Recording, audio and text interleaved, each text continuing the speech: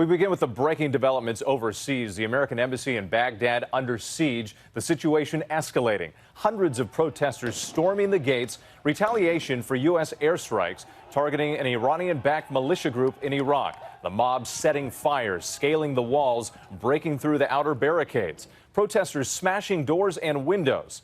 U.S. military choppers overhead firing flares to protect Americans on the ground. The embassy now on lockdown. About 100 Marines sent in for support, and we're just learning hundreds more troops could be on the way.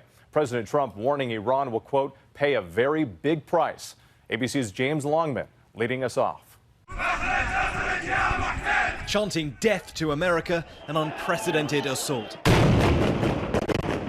Hundreds of Shiite militia and their supporters today laying siege to the U.S. embassy in Baghdad. It's supposed to be one of the most secure in the world, and yet crowds tried to storm the compound, setting fire to guard posts and embassy walls, prying an embassy plaque off the entrance and trying to break through windows, just a pane of glass separating guards from protesters. American troops taking up position on the roof of the embassy, firing tear gas at times as hundreds of U.S. personnel hunkered down inside. In the fog of tear gas, the flags of Kata'ib Hezbollah flying outside embassy walls. It was that Iranian-backed militia targeted in U.S. airstrikes over the weekend after they killed an American contractor.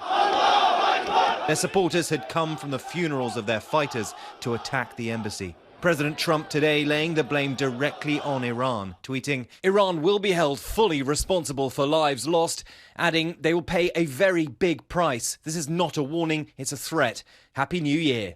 And he called the Iraqi Prime Minister, demanding he protect the US embassy. But Iran's grip over Baghdad's government is tight. One sign of that today, before the attack, Iraqi security services had allowed militia members to flood this diplomatic area, normally off limits. By nightfall, a show of force. 2 American Apache helicopters firing flares over the embassy in a warning to protesters.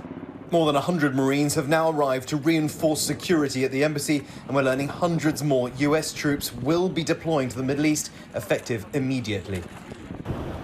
So let's get right to James Longman. And James, right now there are still no plans to evacuate the embassy? No, that's right, Whit. And tonight the situation outside the embassy has calmed, but those militia groups have repeated their vow to retaliate against the US, demanding its withdrawal. Tensions with Iran still at an all-time high. Whit. All right, James Longman, our thanks to you tonight. Hi, everyone. George Stephanopoulos here. Thanks for checking out the ABC News YouTube channel. If you'd like to get more videos, show highlights, and watch live event coverage, click on the right over here to subscribe to our channel. And don't forget to download the ABC News app for breaking news alerts. Thanks for watching.